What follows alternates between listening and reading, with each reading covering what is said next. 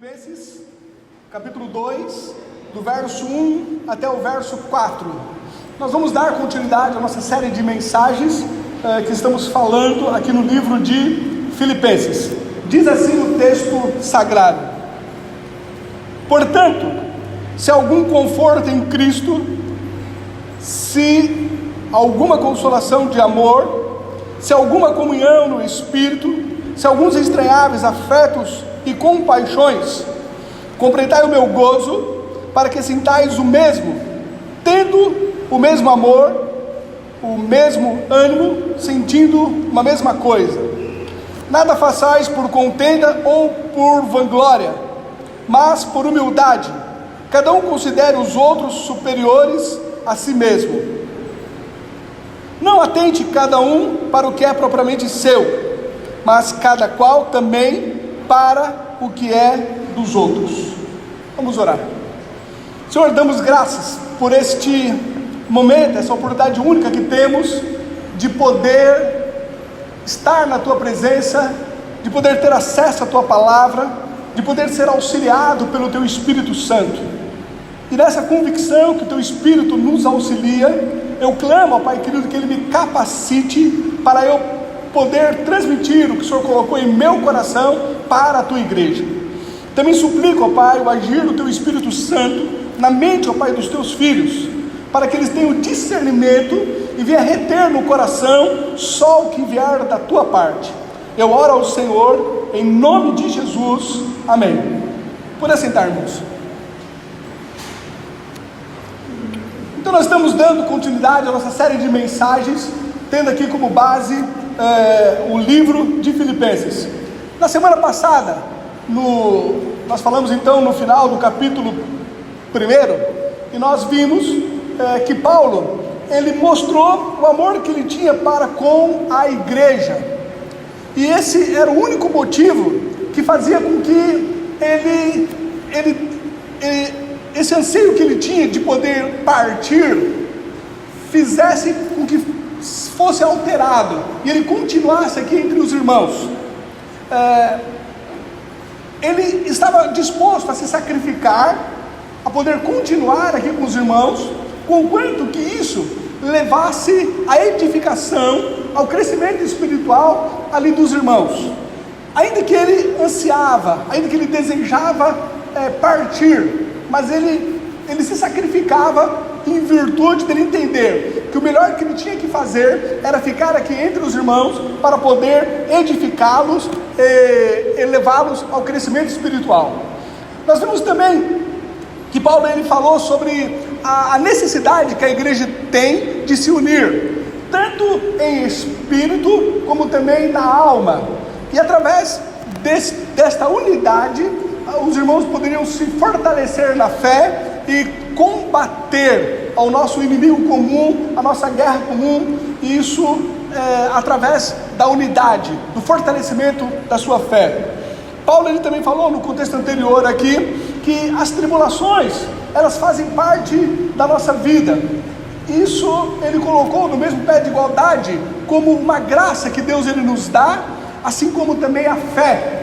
Então, entendendo que todas as coisas que nos ocorrem estão debaixo da soberania de Deus, por isso que quando nós passarmos por algumas tribulações, não devemos estar então murmurando, mas entendemos que Deus ele está no controle de tudo, e tanto as tribulações quanto também a fé está dentro do domínio, do poder, está dentro do controle de Deus. Vamos falar aqui agora a partir do capítulo 2, o verso 1. Ele diz: portanto, se algum conforto em Cristo, se alguma consolação de amor, se alguma comunhão no Espírito, se alguns entranháveis afetos de compaixão. Paulo inicia agora esse texto trazendo aqui uma sequência de 4 afirmações. Interessante nós percebermos aqui que Paulo ele não está lançando uma dúvida, mas ele está fazendo aqui afirmações, 4 afirmações. O texto seria melhor traduzido se nós colocaríamos assim: já que, e não se há, mas sim já que. Essa mesma essa mesma informação aqui gramatical, nós podemos ver ali em Mateus capítulo 4, na tentação de Jesus, onde ali Satanás, quando ele tenta a Jesus, ele não está lançando dúvida em relação à divindade do Senhor Jesus Cristo, mas a melhor tradução, também ali em Mateus, assim como aqui em Filipenses capítulo 1, o capítulo 2, o verso 1, seria a mesma formação gramatical, já que, assim como Satanás ele falou para Jesus, já que tu és o Filho de Deus. Aqui também Paulo ele está fazendo afirmações em relação aos irmãos, já que Paulo ele está reconhecendo aqui que os filipenses eles já estão desenvolvendo o caráter de Cristo, assim como eles já estão manifestando o fruto do Espírito Santo. Poderíamos ler então esse texto da seguinte forma: já que há algo da parte de Cristo que vos conforte ou vos exorte, já que há alguma consolação de amor, já que há alguma comunhão no Espírito, já que há algumas entreáveis afetos de compaixão. Paulo ele reconhece que esse fruto do Espírito Santo, que essas características já fazem parte da igreja dos filipenses. Como nós falamos, na vida de Epafrodito, a se encontrar ali com Paulo, onde ele está encarcerado, Epafrodito, ele trouxe notícias acerca da igreja de Filipenses. E as notícias que Epafrodito trouxe é que a igreja tanto estava crescendo espiritualmente, como ela estava crescendo numericamente. Era uma igreja que, não obstante as perseguições que elas estavam sofrendo, a igreja estava engajada no compromisso com Cristo. E essas características são evidências da igreja ali dos filipenses. Paulo então, ele reconhece isso, reconhece que a igreja está desenvolvendo o fruto do Espírito, que a igreja está mantendo ali o caráter de Cristo, e Paulo então faz essas 4 afirmações: já que há algo da parte de Cristo que vos conforte, já que há alguma consolação de amor, já que há alguma comunhão no Espírito, já que há alguns entranháveis afetos e compaixões.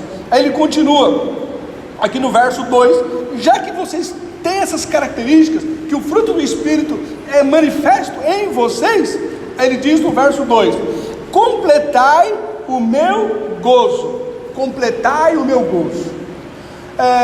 Algo interessante para nós pensarmos aqui também no verso 2, Paulo, ele está mostrando que ele já estava se regozijando em Cristo, tanto é que ele fala para a igreja de Filipenses completar o gozo dele. Não é algo que estava faltando em Paulo, mas Paulo já estava se regozijando, Paulo já estava se confortando em Cristo, e ele faz essa solicitação para a igreja, que a igreja completasse o gozo dele.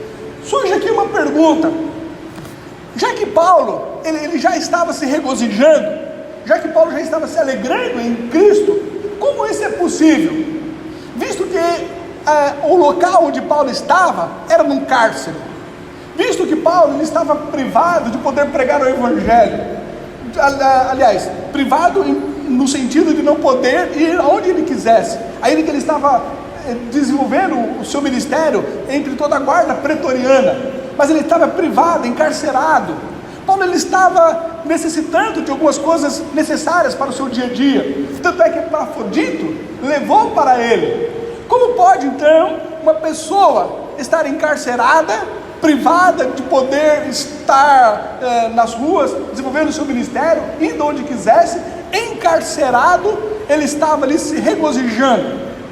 Ele diz para a igreja: completai o meu gozo. Então ele já estava se regozijando. Nós entendemos que esse gozo, ele só é possível se nós estamos em Cristo Jesus, porque não é um gozo resultado das circunstâncias, não é um gozo resultado do que o mundo nos pode proporcionar, mas o gozo dele, a realização de Paulo, consistia pelo fato dele se regozijar em Cristo Jesus. Mateus capítulo 5, do verso 11 ao verso 12 diz: bem-aventurados sois vós, quando vos injuriarem e perseguirem, e mentindo, disseram todo o mal contra vós por minha causa. Exultai e alegrai-vos, porque é grande o vosso galardão nos céus, porque assim perseguiram os profetas que foram antes de vós. Filipenses, no capítulo 4, verso 4, Paulo ele fala: regozijai-vos sempre no Senhor. Outra vez digo, regozijai-vos. É esse regozijai-vos no Senhor. É um regozijo, é uma satisfação, é uma realização pessoal. É essa paz que vem de dentro para fora. É essa paz que Deus ele nos dá, porque temos o Espírito Santo. Somente quem está em Cristo consegue esse regozijo, essa realização, não obstante qualquer circunstância. Por isso que Paulo ele diz: completai o meu gozo. Ele já estava se regozijando, ele já estava feliz, ele já estava em Cristo Jesus, com a graça de Deus, com a paz que vem de dentro para fora, porque o Espírito Santo é conosco. E continua então o verso 2: completai o meu gozo, para que sintai o mesmo, tendo o mesmo amor, o mesmo ânimo, sentindo uma mesma coisa. Paulo ele passa a descrever como a alegria dele agora poderia ser completa. Ele solicita para a igreja, né, completar o meu gozo, e agora ele mostra como a igreja de Filipenses poderia estar completando o gozo dele. Ele diz: para que sintais o mesmo, o sentido aqui, sejais da mesma mente. O verso 2 ele continua: tendo o mesmo amor, o mesmo ânimo, unidos de alma. Seria aqui a palavra ânimo, no original seria a palavra alma. O mesmo ânimo, unidos, né, de alma, e sentindo uma mesma coisa, ou seja, unidos de mente.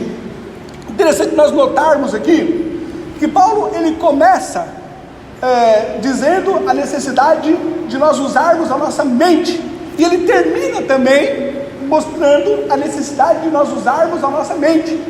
A mesma palavra que ele começa no verso 2, onde ele diz: para que sintais o mesmo, aqui é a palavra mente. E quando ele termina aqui, sentindo uma mesma coisa, é a palavra mente novamente. Ele tanto começa, como ele termina, mostrando que a igreja é necessário que ela use a mente. Isso mostrando a necessidade de nós termos a razão, o conhecimento e a doutrina. A igreja é importante que, não obstante a nossa fé, não obstante as nossas convicções acerca de Deus, quando nós usamos fé para nos relacionarmos com Deus, mas a nossa fé, ela tem que usar também de uma convicção da nossa mente, da nossa razão.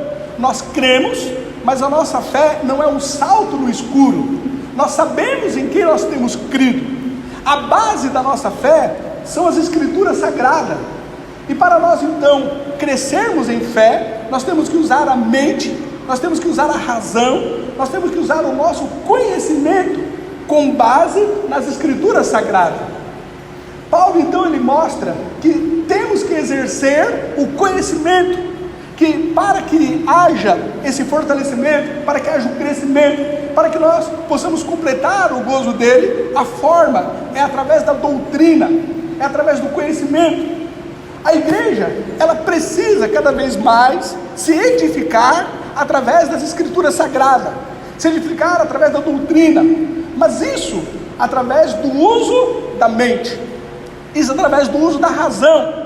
Nós temos que, ao ouvir uma mensagem, nós temos que atentar com a nossa razão, nós temos que entender o que nós estamos ouvindo, nós temos que ter um critério de julgar, mas esse julgar com base em comparar o que nós estamos ouvindo com as Escrituras Sagradas, mas isso é através da mente.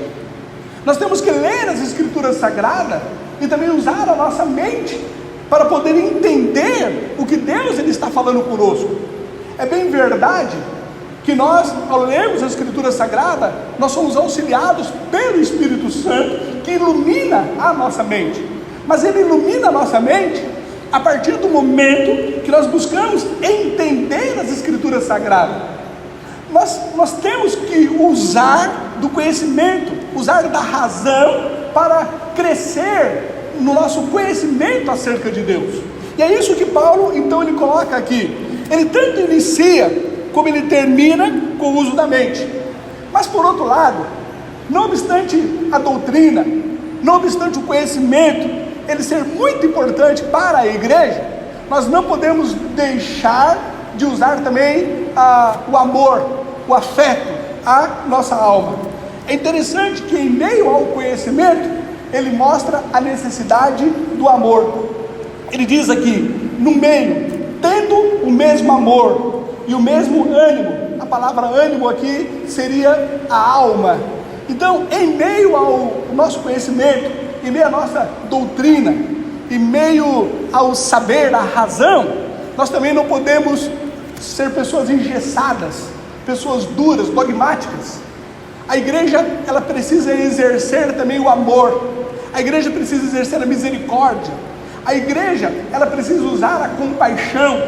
Caso contrário, iríamos nos tornar uma igreja fria, uma igreja indiferente às necessidades das pessoas, uma igreja sem empatia.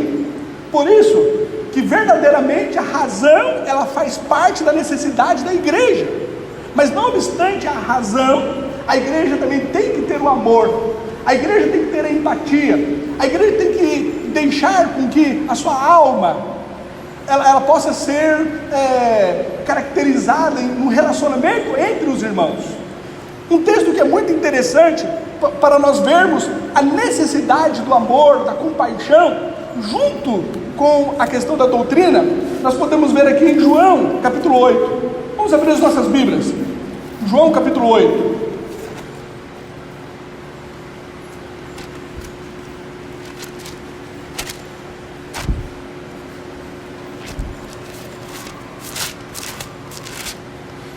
Interessante, se nós percebermos aqui em João capítulo 8, nós vemos que essas pessoas que se achegam até Jesus, levando essa mulher que foi pega em adultério, ela chama Jesus de mestre.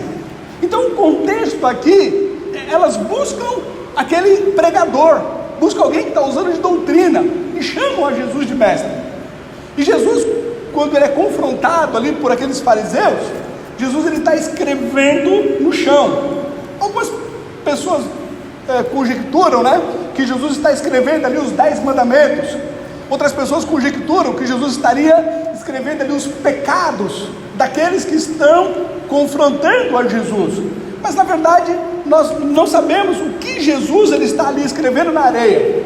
Mas o que nós vemos é que o contexto aqui está envolto no que diz respeito à doutrina, porque eles chamam a Jesus de mestre. Olha, começa o capítulo 8, verso 1.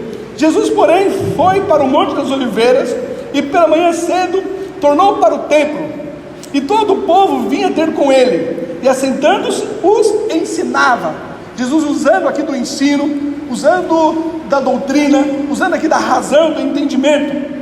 Verso 3: os escribas e os fariseus trouxeram-lhe uma mulher apanhada em adultério, e pondo-a no meio, disseram-lhe: mestre. Mostrando então que o contexto aqui é de ensino, é de doutrina. Chamam a Jesus de mestre.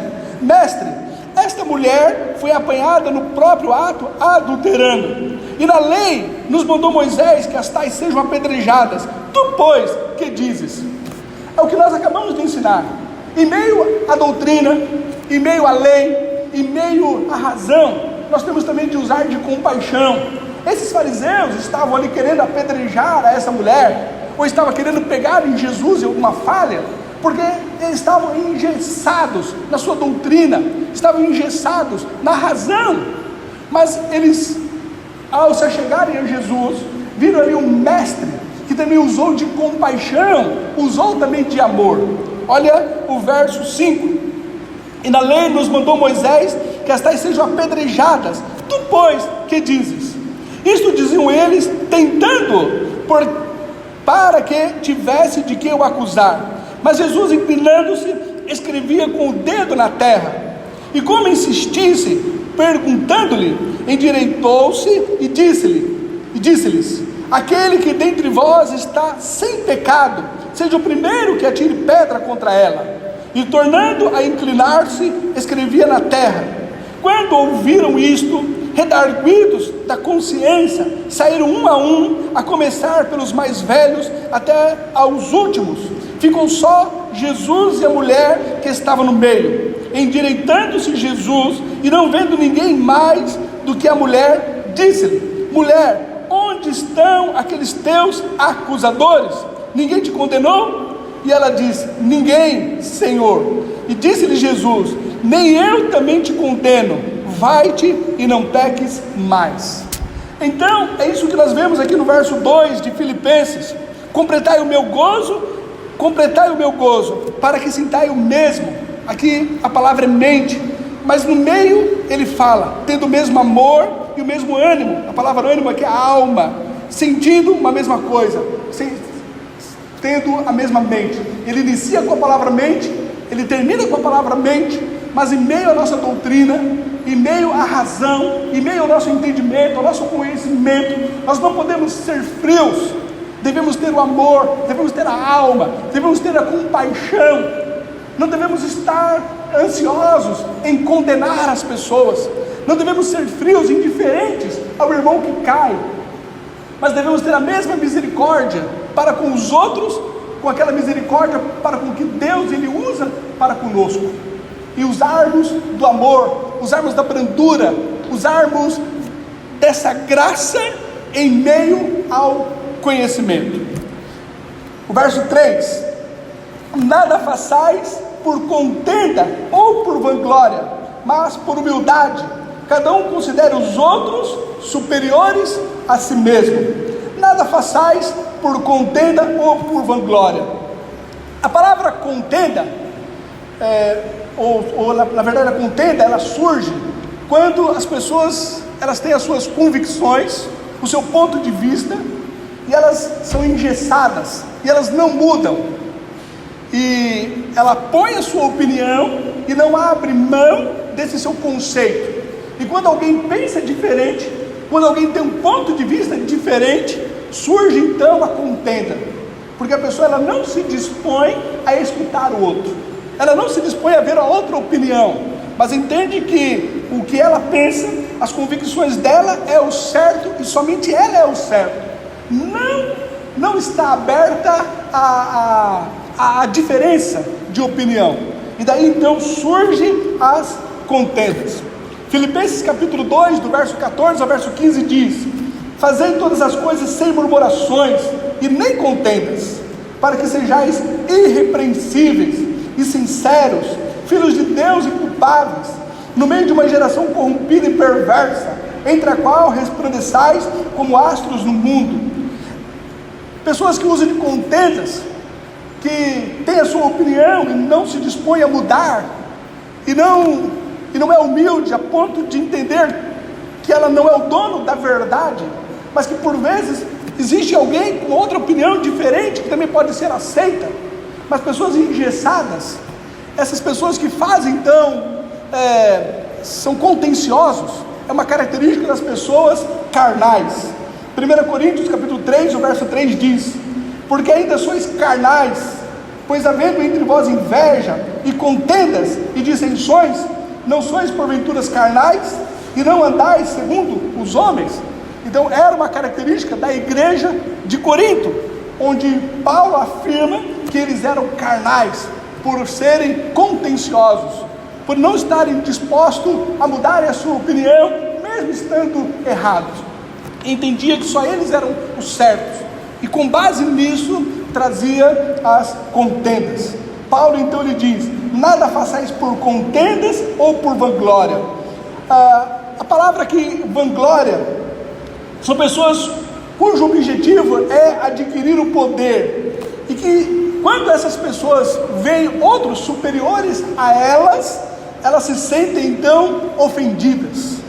Elas acham que somente elas podem ser superiores aos demais. São pessoas então que se vangloriam do que tem, ou das suas posses, ou de alguma característica, de algum dom, de algum talento, e se vangloriam disso.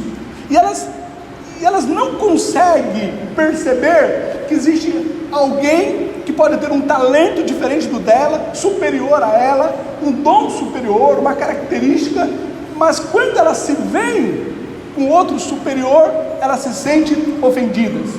Calvino, ele diz que a vanglória faz com que as pessoas continuem erradas e não as deixam ser restauradas à verdade pela humildade ou exortação, mas interfere na vida delas através de ensinamentos ostensivos, fazendo com que continuem no erro e no vício. Paulo, falando à igreja dos Gálatas, diz, Gálatas capítulo 5, verso 26, não sejamos cobiçosos de vanglórias, irritando-nos uns aos outros, invejando-nos uns aos outros. Paulo, ele está aqui repreendendo, ele está aqui exortando a igreja. Não obstante a igreja está crescendo espiritualmente, não, a igreja está se fortalecendo em Cristo. Não obstante ele começar aqui no verso 1, reconhecendo que a igreja já estava desenvolvendo os frutos do Espírito Santo, ele também exorta para que eles não sejam contenciosos e para que eles não tenham vanglória. E Paulo, ele mostra aqui agora no verso 4, não atente cada um para o que é propriamente seu, mas cada qual também para o que é dos outros. Para ambos os casos, tanto em relação à contenda, como também em relação à vanglória, o que Deus ele espera de nós, que tenhamos a conduta correta, se opondo à vanglória, ou se opondo à contenda, é que nós sejamos humildes. A humildade só tem quem renuncia o seu próprio eu, e busca então ter o caráter de Cristo. Mateus capítulo 11, verso 29, tomai sobre vós o meu jugo, e aprendei de mim, que sou manso e humilde de coração, e encontrareis descanso para as vossas almas. Essa humildade é o que faz cairmos na graça de Deus. Tiago, capítulo 4, verso 6 diz, antes, ele dá maior graça, portanto diz, Deus resiste aos soberbos, mas ele dá graça aos humildes. Paulo, ele exorta aos filipenses, para que eles não sejam contenciosos, para que eles não entendam que a opinião, o pensamento, a forma deles agirem seja o certo, e não possa ver no outro, que também tem uma capacidade de pensar, e às vezes o outro, ele pensa diferente, e tem um conhecimento acima do nosso, e às vezes a nossa opinião se diverge com o outro, e não aceitamos a opinião do outro, e por isso então há as contendas. Paulo diz que isso não pode haver no meio da igreja, também não pode haver a vanglória, mas ao contrário disso, para que não haja nem a vanglória, e também para que não haja contenda, que nós venhamos ser humildes, tratando o outro superior a nós, reconhecendo que nós temos que nos igualar ao caráter de Cristo, sejamos humildes, relacionado a Jesus Cristo, que demos essa humildade para cairmos na graça de Deus. Finalizando, a lição que nós podemos aprender então desses versículos, é que nós já temos o Espírito Santo em nós, e por termos o Espírito Santo em nós, já é manifesto através das nossas vidas os seus frutos, é o que nós vimos aqui no verso 1, já é manifesto o fruto do Espírito Santo, e através de manifestarmos o fruto do Espírito Santo em nós, nós podemos levar outras pessoas a se regozijarem em Cristo. Mas só podemos levar outras pessoas a se regozijarem em Cristo quando nós renunciamos o nosso eu e deixamos que Cristo viva através de nós. Quando nós mortificamos o nosso eu e deixamos que o bom perfume de Cristo se manifeste através de nós. É quando nós podemos falar como João Batista, ele disse, em João capítulo 3, o verso 30, é necessário que ele cresça e que eu diminua. Enquanto nós crescermos, Jesus nunca vai se manifestar em nós. Enquanto nós vivermos, a graça de Deus nunca vai se manifestar em nós. Importa que venhamos mortificar o nosso eu para que a graça de Deus, para que o fruto do Espírito seja manifesto através de nós. Que Deus nos ajude. Vamos orar. Ó Pai, em nome do Senhor Jesus Cristo, queremos agradecer por termos o Teu Espírito, e através do Teu Espírito, nós já manifestarmos, ó Pai querido, os frutos dele. Senhor, nos ajuda, que nós possamos, ó Pai querido, mortificar o nosso eu, renunciar aos nossos desejos, renunciar à nossa vontade, e nos submeter à Tua palavra, nos propondo a não sermos tão somente ouvintes, mas cumpridores da Tua palavra, e através disso, nós manifestarmos o caráter de Cristo, e através disso, nós mortificarmos o nosso eu. Nós suplicamos que o Senhor nos auxilie, em nome de Jesus, amém.